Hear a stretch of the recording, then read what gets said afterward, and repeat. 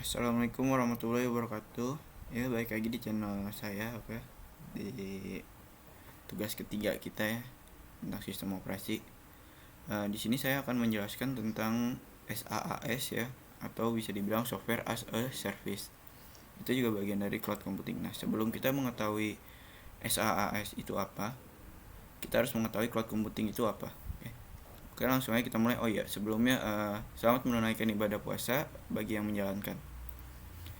Ya, yang pertama adalah cloud computing. Nah, cloud computing merupakan istilah dari cloud, diartikan sebagai internet, dan computing diartikan sebagai komputer. Definisi dari cloud computing adalah sebuah proses pengolahan daya komputasi melalui jaringan internet yang memiliki fungsi agar dapat menjalankan program melalui komputer yang telah terkoneksi satu sama lain pada waktu yang sama. Cloud computing merupakan sebuah teknologi yang menjadikan internet sebagai pusat server untuk mengelola dan data dan juga aplikasi pengguna. Cloud computing memudahkan penggunanya untuk menjalankan program tanpa harus menginstal aplikasi terlebih dahulu, dan memudahkan pengguna untuk mengakses data dan informasi melalui internet. Lanjut, fungsi dari cloud computing ya.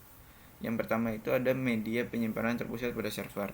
Teknologi cloud computing memudahkan pengguna untuk menyimpan data secara terpusat di satu server sesuai layanan yang sudah disediakan oleh cloud computing. Selain itu, dari segi infrastruktur, pengguna tidak perlu lagi menyediakannya seperti data center. Media penyimpanan sudah tersedia secara virtual oleh cloud computing. Yang kedua itu ada keamanan data. Dalam penerapan teknologi cloud computing, penyedia cloud computing telah menyediakan jaminan data sehingga data tidak mudah korup atau rusak. Platform teknologi jaminan ISO. Tentunya, dengan cloud computing akan membuat data dan informasi Anda bisa lebih aman terjaga dibandingkan metode konvensional yang digunakan oleh kebanyakan orang saat ini. Yang ketiga, lebih murah dan tahan lama. Cloud computing tidak memerlukan media penyimpanan storage pada hard disk eksternal karena sudah ada media penyimpanan terpusat pada server. Karena semua produk hardware atau fisik memiliki masa pemakaian, dan setelah masa pemakaian tersebut biasanya akan terjadi beberapa kerusakan dan berfungsi tidak optimal dan sering terjadi error. Nah, yang ketiga kita langsung masuk aja ke software as a service, yaitu SaaS. SaaS atau software as a service adalah perangkat lunak yang dijadikan sebagai layanan yang bersifat online. SaaS juga disebut sebagai layanan aplikasi cloud. SaaS memanfaatkan internet untuk menjalankan aplikasi yang dikelola oleh vendor pihak ketiga. Ketika kamu menggunakan model layanan SaaS, kamu hanya perlu menggunakan aplikasi tersebut tanpa harus mengerti dan mengurus bagaimana layanan yang kamu gunakan seperti data disimpan atau bagaimana aplikasi tersebut di maintenance.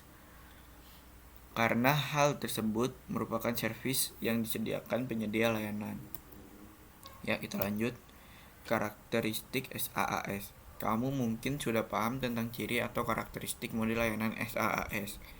Karakteristik ini membantu kamu dalam menentukan apakah yang kamu gunakan apakah benar layanan yang kamu gunakan apakah benar SaaS atau bukan. Nah, berikut karakteristik SaaS. Dikelola dari lokasi pusat, di host di server jauh, dapat diakses melalui internet. Pengguna layanan tidak bertanggung jawab atas pembaruan perangkat keras atau perangkat lunak. Lanjut ke aplikasi SaaS. Berkat perkembangan teknologi yang semakin maju dan pesat, beberapa perusahaan memanfaatkan celah yang ada, yaitu bisnis SaaS. Bisnis SaaS adalah bisnis atau usaha yang dijalankan oleh perusahaan dengan memanfaatkan SaaS. Pada umumnya, produk dari bisnis SaaS dapat diakses secara online baik menggunakan medium aplikasi atau peramban. Di Indonesia sendiri, tidak sedikit perusahaan startup digital yang mengembangkan produk SaaS.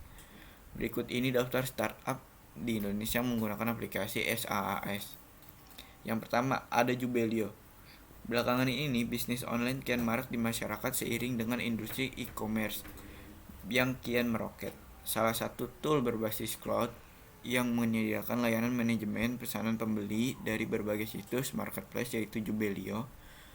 Tidak hanya bisnis online saja, pemilik toko offline juga menggunakan aplikasi karena memadukan data transaksi bisnis online dan offline secara otomatis. Yang kedua ada Gawean. Gawean merupakan salah satu portal lowongan kerja yang ditujukan bagi pekerja kerah biru atau blue collar yang bergerak di industri perhotelan, retail, dan industri makanan dan minuman untuk memudahkan kedua belah pihak, baik perusahaan maupun kandidat pekerja. Dengan adanya aplikasi ini, proses rekrutmen tidak memerlukan waktu yang lama dan biaya yang tidak banyak. Dibandingkan aplikasi pencari kerja lainnya, Gawean memiliki sistem penilaian yang berbeda, yaitu dengan memilah resume calon pekerja.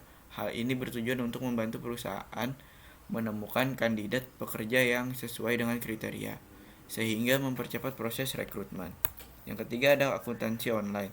Sesuai dengan namanya, aplikasi ini menyediakan layanan sistem akuntansi virtual yang tidak hanya menyediakan layanan perhitungan saja, namun mendukung konsultasi pendampingan juga. Startup yang digagas bersama PT Zahir Internasional ini memfasilitasi 3 bidang, yaitu pembuatan SOP bisnis dan sistem akuntansi perkantoran, konsultasi bisnis, dan jasa pembuatan laporan keuangan.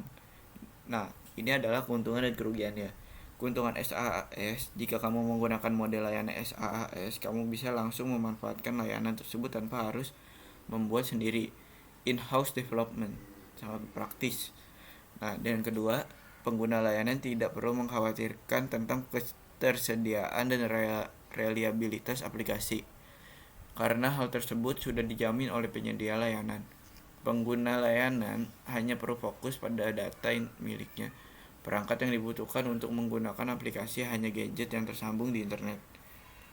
Kerugian SaaS, ketika kamu menggunakan model layanan SaaS, kamu tidak memiliki kendali penuh atas layanan aplikasi yang kamu gunakan. Jadi ketika kamu tidak bisa seenaknya mengubah fitur-fitur yang disediakan. Selain itu, kerugian menggunakan model layanan SaaS adalah interoperabilitas, kurangnya dukungan integrasi dan kustomisasi, kurang kontrol dan keamanan data, keterbatasan fitur dan performa. Nah, sekian penjelasan saya mengenai SaaS dan cloud computing. Kurang lebihnya saya mohon maaf. Tolong di-subscribe dan di-like ya. Sekian dan terima kasih. Wassalamualaikum warahmatullahi wabarakatuh.